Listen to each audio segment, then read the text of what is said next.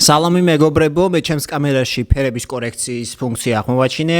პირველად ხუმრობ, არ არის პირველად მივხვდი რომ ისი გამოყენება კარგია და ღირს, იმიტომ რომ კამერების აზზე არ ვარ. თქვენ უყურებთ მეთოდის არხს, კერძოდ თქვენ უყურებთ კინოამბების პოდკასტს, სადაც იდეაში კინოამბებზე უნდა ვილაპარაკო, მაგრამ დღეს მანდამაინც ბევრი ამ კვირაში კინოს ამბავში არ მოხდარა, ამიტომ რაღაც ვილაყბებ და საკაიფო დროს გავატარებთ კინოზე საუბრით. ამიტომ მოემზადეთ, მოიმარაგეთ სნექები, დაიდგით ჩაი, ყავა, კოლა, რაც გევასებათ ის ყველაფერი გააკეთეთ და რაც მე მევასება ის გააკეთეთ, თუ შეიძლება, ეს არის არხის გამოწერა, ეს არის ვიდეოს დალაიქება და ეს არის მეგობრებისთვის გაზიარება და რა თქმა უნდა, თუ აზრი რამე გაგაჩნიათ, თუნდაც კრიტიკული, თუნდაც არაკრიტიკული და კომენტარით, გამიზიარეთ თქვენი შთაბეჭდილებებით, დიდი სიამოვნებით გაგცემთ პასუხს, დიდი სიამოვნებით ვიდისკუსირებთ თქვენთან.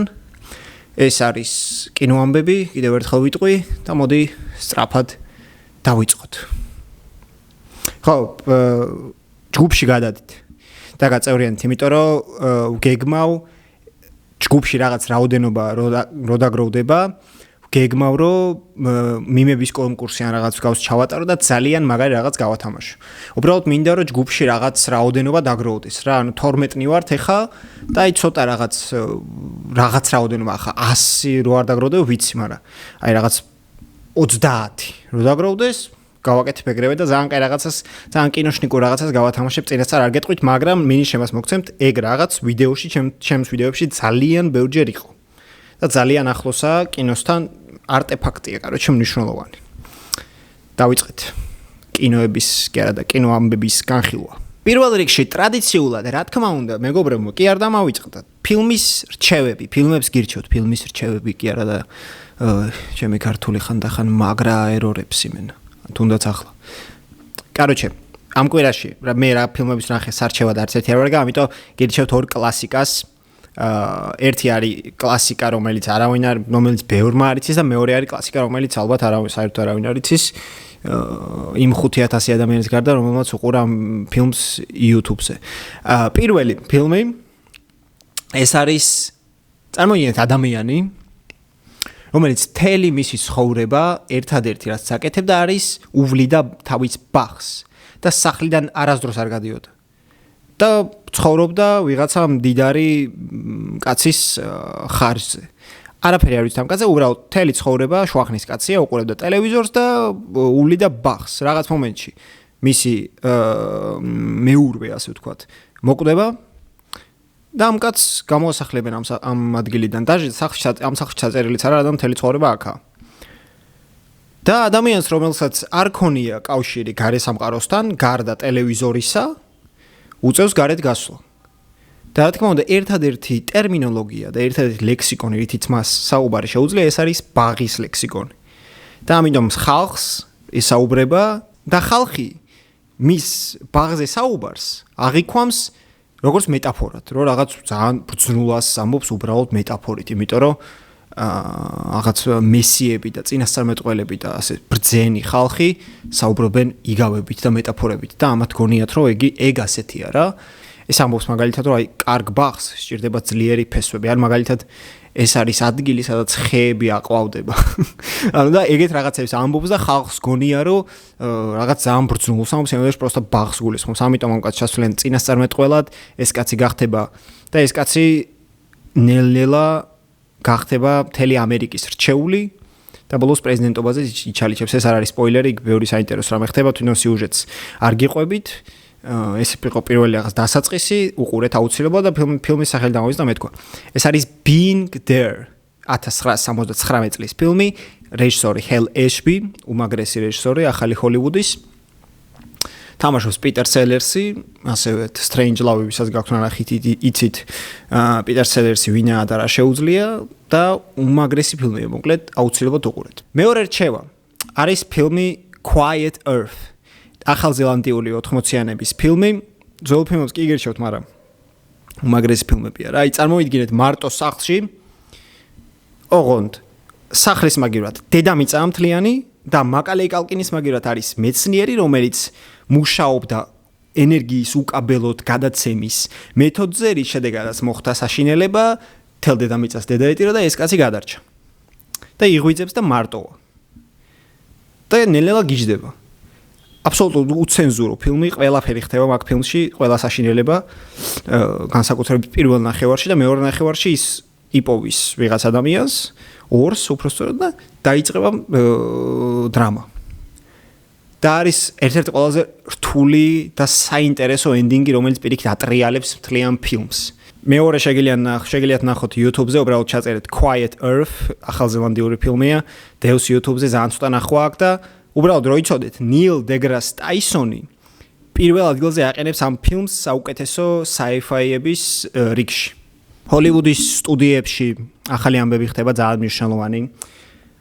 ეხება ეს სტუდია Paramount-ს. პირველი ის რომ მოგეხსენებათ ვენეციის კინოფესტივალზე მთელი ამბები მოხდა ისრაელი-პალესტინას თემების ირგვლივ და ისრაელ კინემატოგრაფისტებს გამოუცხადეს ბოიკოტი მსახიობებმა, მათ შორის ბევრმა ცნობილმა მსახიობმა და რაც ასე ვთქვათ ეს ბოიკოტი განსაჯა Paramount-ის სტუდიამ, რომელიც ზოგადად ეგ ჰოლივუდის სტუდიებს ახასიათებს და ნორმალურ ეს არ არის რაღაც ყოველ წესრიგიდან ამოვარდნილი ქმედება Paramount-ის მხრიდან, იმიტომ რომ ჰოლივუდის სტუდიები სულ იყვნენ კონფორმისტები რა.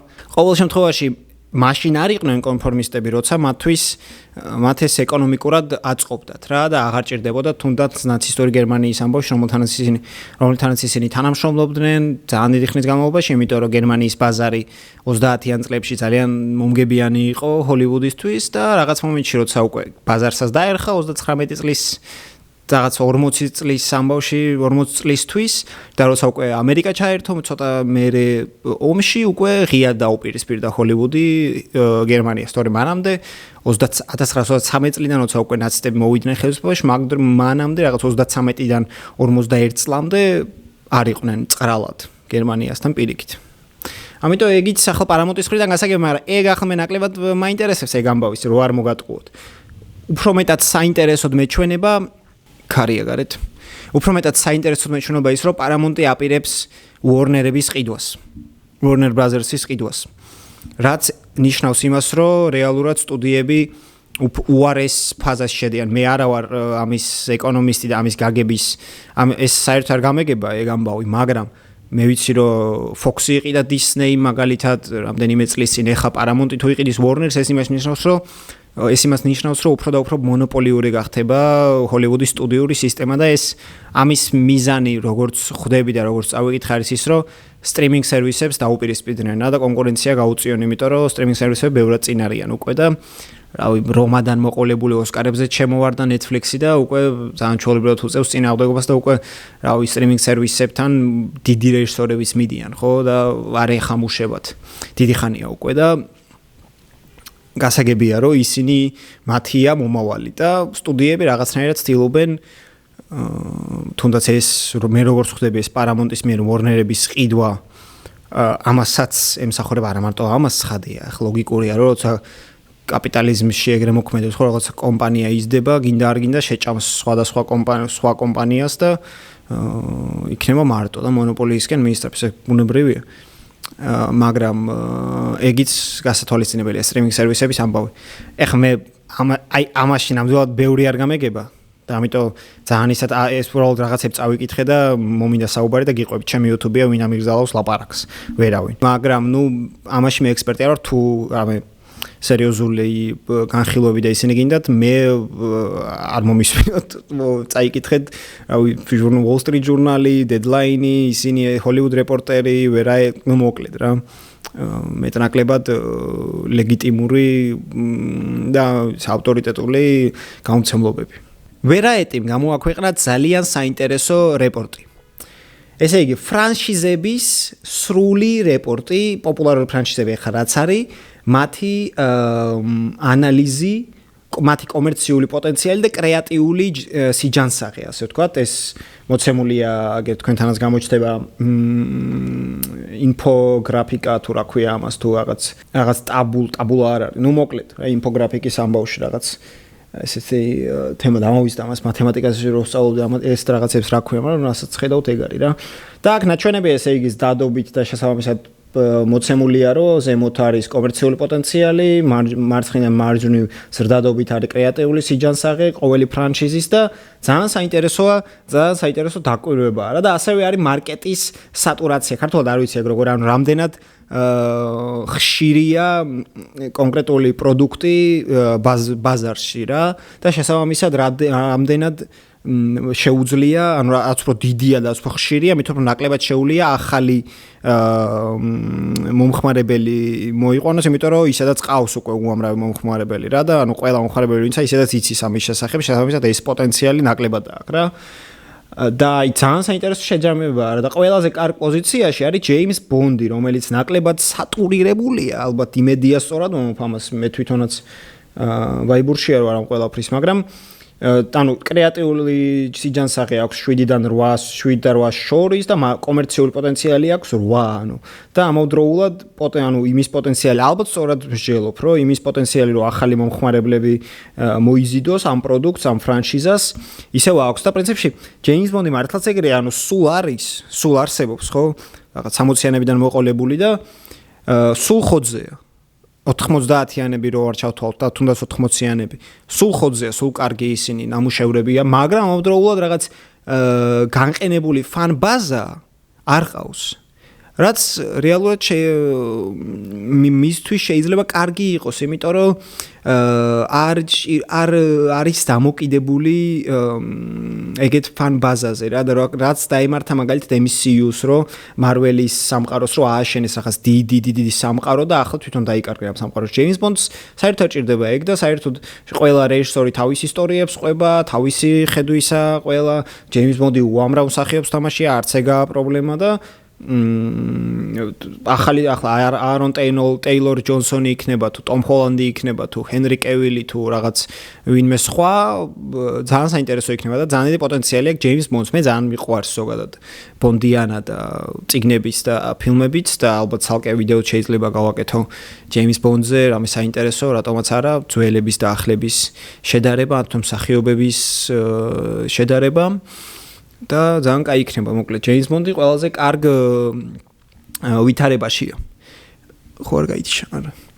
შემდეგი ესე იგი მოდის მარველი, რომელიც ძალიან სატურირებულია, გასაგებია მარველია, კომერციული პოტენციალი მარველს ჯერ მაინც ვერ წაართმევ კომერციულ პოტენციალს დიდი ხანი ჩემი აზრით, მიუხედავად იმისა, რომ ბევრ ფულს, ანუ ადრე რო 5 წლის წინათ საკეთებდნენ იმას ვერ აკეთებენ, მაგრამ ნუ მაინც ხოძე არიან რა და კრეატიული იმას კი даже 6 კი არა, ეს ახლა არის ანუ სტუდიის ჰედებს კითხეს, ინტერვიუ ჩამოართვეს და იმის მიხედვით გამოიყვანეს ეს სტატისტიკა რა.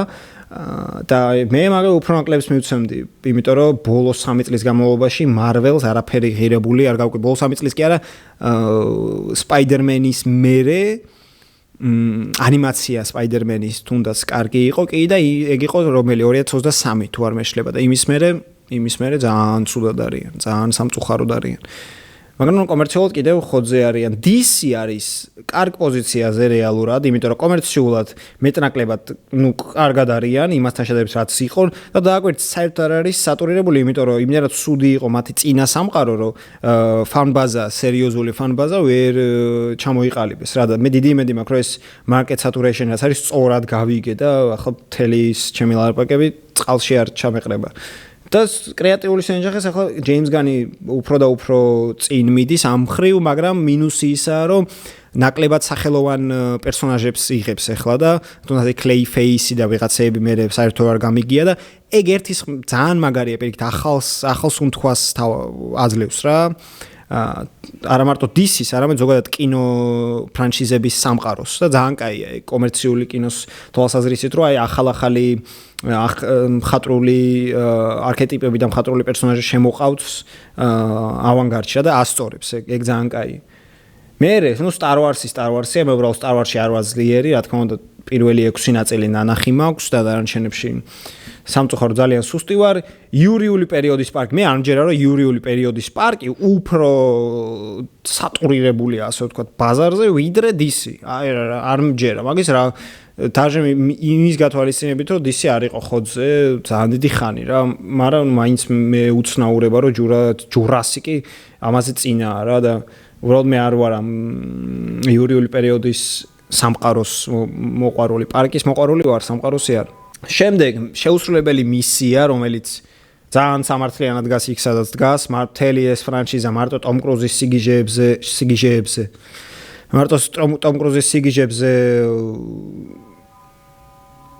სიგიჟეებზე სწორი იყო.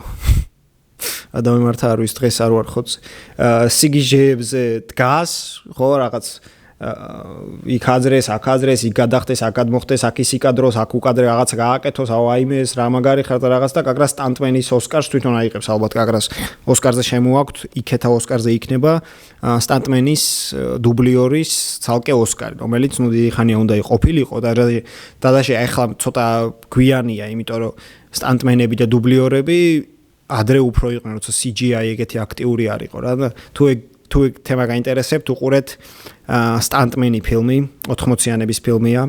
ძალიან მაგარი, მე რემეიკის მაგვარი გადაიღეს რაიან გოსლინგი რო თამაშობს, რომელიც შარშან წინ გამოვიდა, თუ არ მეშლება, იგიც კაია, იგიც შვენიერია. აქ კიდევ Star Trek-ი, რომლის აზზეც არ ვარ მე, ვაფასებ, ლორი ვიცი და ეს ყველაფერი, მაგრამ ფანი არ ვარ და ვერ ვერკევი და ალბათ სამართლიანად სადაც არის. ალბათ, სიმშილის თამაშები სულ გოიმობა იყო, მე სულ ძალიან შორს ვარ სიმშილის თამაშებისგან და პრინციპში ეს სამთლიანი შეფასება ძალიან საინტერესოა რა. რეალურად ეს ამ თავარი ფრანჩიზები და ყველა ამ ფრანჩიზას Star Trek-ის გარდა და იურიული პარკის და მისია შეუსრულებელიას გარდა აქვთ რაღაც მომავალში უკვე ანონსი გაკეთებული რომ რაღაც მაგარ ახალ პროექტებს აპირებენ და ნახოთ როგორ დაალაგდება სიტუაცია. ამ კვირაში გარდაიცვალა რობერტ რედფორდი, უმაგრესი მსახიობი, მაგრამ არა უშავს, იმიტომ რომ ბრედ პიტია ცოცხალი და მოგეხსენებათ ბრედ პიტი არის რობერტ რედფორდის რეინკარნაცია, ცალსახად ოღონდ. მიუხედავად იმისა, რომ რობერტ რედფორდი ბრედ პიტის დროს ბრედ პიტი რო დაიბადა და ახლაც რობერტ რედფორდი დიდი ხანია ცოცხალი იყო, რაც ბრედ პიტია ცოცხალი, მაგრამ ძალიან გვანან და მე თუ მკითხავ როგორც მსახიობები ძალიან საერთო მანერები აქვთ ჩემი აზრით. მიუხედავად იმისა, რომ რედფორდი უფრო თავშეკავებული და უფრო ძუნწი იყო თავის შეფასებებით, ვიდრე ბრედ პიტი. მიუხედავად იმისა, რომ რედფორდს გენიალურად აქვს ნათამაშები Sundance Kid ფილმში Butch Cassidy და Sundance Kid პოლ ნიუმანთან ერთად უძლიერესი უმაგრესი ფილმი. ასევე Sting-ი ძალიან მაგარი ფილმი All President's Men-ი, რა, ბევრი ფილმის გახსენება შეიძლება Redford-ის ამბავში, მაგრამ ყველაზე მეტად ალბათ Redford-ი უნდა დავაფასოთ, იმიტომ რომ Sundance კინოფესტივალი ჩამოაყალიბა, იმიტომ რომ ეგ არის ამერიკაში მთავარი ინდი ფესტივალი და ამ ფესტივალზე გამოიჩინა თავი ტარანტინომ, როცა ჩვენა თავისი Reservoir Dogs-ი და არა მარტო მანამდეც ძალიან დიდი როლი ჰქონდა Sundance Kid-ს, იმიტომ რომ დაიწუნეს თავის დროზე ტარანტინო იქ პირველად, როგორც რეჟისორი. პატარა მოკლემეტრაჟიანი გადაიღო სტივ ბუშემისთან ერთად და დაიწუნეს, იმიტომ რომ აიცუდი რაღაც ხედვა არა და მე ტარანტინო მაჩვენა, ვინ უნდა დაიწუნონ სინამდვილეში და სხვადასხვა იქ ტერი გილიამს შეხვდა პირველად. ტარანტინო იქ უბრალოდ workshop-ში იყო და ტერი გილიამი იყო ერთ-ერთი მასწავლებელი და ტერი გილიამის არის მონტი პაიტონის ერთ-ერთი გამოჩენილი წარმომადგენელი და ალბათ საუკეთესო წარმომადგენელი და მაგ გადაიყვნენ ერთმანეთს და ზოგადად რობერტ რედფორდი რო დაუბრუნდეთ მას უმნიშვნელოვანესი ადამიანი ჰოლივუდის ისტორიაში, უმაგრესი ტიპი, თვითონ როგორც ტიპაჟურად ძალიან მესიმპათიურებოდა მე სულ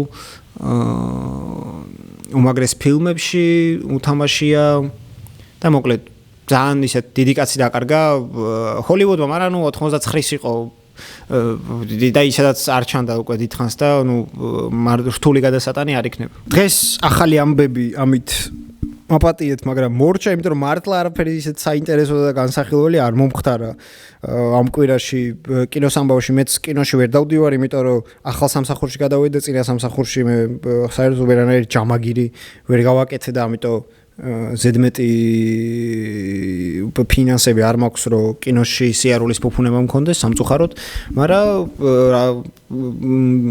დავუბრუნდები თავის ჩავждები ისევ კალაპოტში, როცა დამერიცხება ხელფასი და ხო, ასევე იმასაც გეტყვით ბარემ, რომ 10-დან 19-ის ჩათვლით ვიქნები ვარშავაში, ვარშავის კინოფესტივალზე, workshop-ში ამარჩიეს.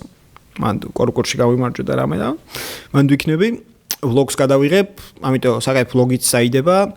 და დავაანონსებ, ანუ არ დავაანონსებ არაფერს, უბრალოდ გეტყვით, რომ ამ არხზე ძალიან საკაიფო რაღაცები დაიდება რა, ცოტა ხანში, სულ ცოტა ხანში. და ძალიან ახალი მაგარი პროექტი გაიჩნდება, რაც აქამდე ქართულ YouTube-ზე არ იყო, იმიტომ რომ აქამდე ეს ქართულ YouTube-ზე ცალკე კინო კონტენტი, იმას კი არ გულისხმობ, რომ ძალიან ბევრია და ძალიან კაებია უმეტესობა რა, კინოზე ვინც იღებენ, უბრალოდ აი ჟურნალისტური და მედიას ამბავში კინო არხი არ ყოფილა ქართულ YouTube-ზე. იგივე მაგალითად როგორც ბეცონ სპორტი სპორტულ ამბავში, ანუ სეტანტა სპორტულ ამბავში, ან თუნდაც ორშაბათობა როგორც გადაცემა ფეხბურთის ამბავში, ხო? ეგეთი კინოზე ძალიან რაღაცები შემხედრია, მაგრამ სტაბილურად და რამე არა რა და ვაპირებთ ეგეთ რაღაცას, მარტო არა ვარ, რაც ძალიან მიხარია და მოკლედ კარგი ამბებია წინ რა. ეს ახლა იმიტომ მოვყევი რომ ცოტა გაიწელოს გადაცემა ძალიან მოკლე გამოვა რა მაგრამ ნუ მართლა არაფერი არ მოხდა ხო დავდე საკაიფო ნოლანის განხილვა ხო კაი იყო ამ კვირაში ამ კვირაში მე ვიმუშავე ამ კვირაში საქმე გავაკეთე და ისე არ გამოვა რომ კვირა ჩავაგდე ან რამე რა და ეს ვიდეოც ეხლა სადღაც 15 წუთი თუ გამოვიდა მაპატიეთ ახლა რა ბოლოს და ბოლოს იქ რაღაც თითქმის 40 წუთიანი განხილვა დავდროპე და მაგაზეც უფრო მეტი იქნება რა და ნოლანზეც იქნება ყველაფერზე იქნება და ეგეთი სტრუქტურული ანალიზები რა ვიზუალურად რო ჩანდეს როგორი სტრუქტურაა ფილმში რა და მე ძალიან მომეწონა ძალიან გავერთე ძალიან ჩავუჯექი ადრე ვაკეთებდი ეგეთ რაღაცებს ჩემთვის ოღონდ და ცოტა უპასუხისმგებლოდ just რაღაცა ხატავდი ჩემპიონში რა და აწი სწორი შენიშვნა მომწეს რომ თითქოს ვიდეოშივე იფიქრებდიო რაღაცებს თლად ეგრე არ იყო მქონდა ყველაფერი მზად უბრალოდ არ მქონდა გეგმამზად თუ რას რის შემდეგ ვილაპარაკებ ანუ ცხადია რომ ჯერ პირველ აქცე ვისაუბრებ მეორეზე მესამეზე მაგრამ მერე რაზე და როგორ და რაღაც დეტალები ესენი მიმდევრობის ამბავში არ მქონდა რა გათვლილი და ძალიან სწორად გამიკეთ შენიშვნა ერთმა გამომწერმა ნიკო ბეროა თუ არ მეშრა მისი ნიკნეიმი რომ ძალიან ხშირად ახსენებ რომ რაღაცა ой ეს მეზარება ой ესე იგი და ეს ცოტა აფუჭებს მუღამს შემეცნების მუღამს რომ რაღაც საინტერესო რაღაც უყურებ და თვითონ წამყვანი ამბობს რომ აი ეს მეზარება რაღაც და მართალია რა ანუ მაგას შევეცდები რომ გამოვასწორო ეგ მაგრამ მე ძალიან ბევრი ვიმუშავე მაგის სცენარზე ანუ სცენარზე კი არა და მაგის მომზადების დროს ეგრე არ ყოფილა რომ პროსტა მოვედი და დავდე ეგრე შემელოს ახლა რომ ეგ რაც მოვყევი პირდაპირ სხოდო იმპროვიზაციით დავდროპო მაშინ რა ოი ჩემი რაღაც სასწაული ვინმე უნდა ვიყო რაღაც აკი არ ვიждდებოდი სადღაც სხვაგან ვიქნებოდი ხარვარდში წავიკითხავდი ლექციებს ალბათ არ ვიცი ხო დაგემშვიდობებით ცოტა ადრე, ცოტა მოკლედ, მაგრამ არა უშავს, იმედია მაპატიებთ. შემდეგ კვირაში რაღაცები თუ საინტერესო კინო ამბები არ დაგროვ და რაღაც სხვას მოვიფიქრებ. ეს უბრალოდ ასეთი ექსცესი მოხდა და ეგრე დაალაგდა და ანუ არა უშავს, მაგრამ შემდეგ კვირის ასე კინო ამბები საკაიფ თუ არ დაგროვ და რაღაცებს შემით იმას ჩავსვამ და საკაიფო ტაიმ დროს და ქრონომეტრაჟს დავდებ. დღეისთვის დაგემშვიდობებით, თუ თქვენთან დღეა, მშვიდობიან დღეს გისურვებთ, თუ თქვენთან საღამოა, მშვიდობიან საღამოს და თუ თქვენ ეს ტელეფონი გიდევთ აი ასე და ყური ბალიშზე გაქვთ და ელოდებით თვალები როდის დაგეხუჭებათ და უკვე გეხუჭებათ და გეძინებათ, ტკბილ ძილს გისურვებთ. აბა, კარგად იყავით. Peace out.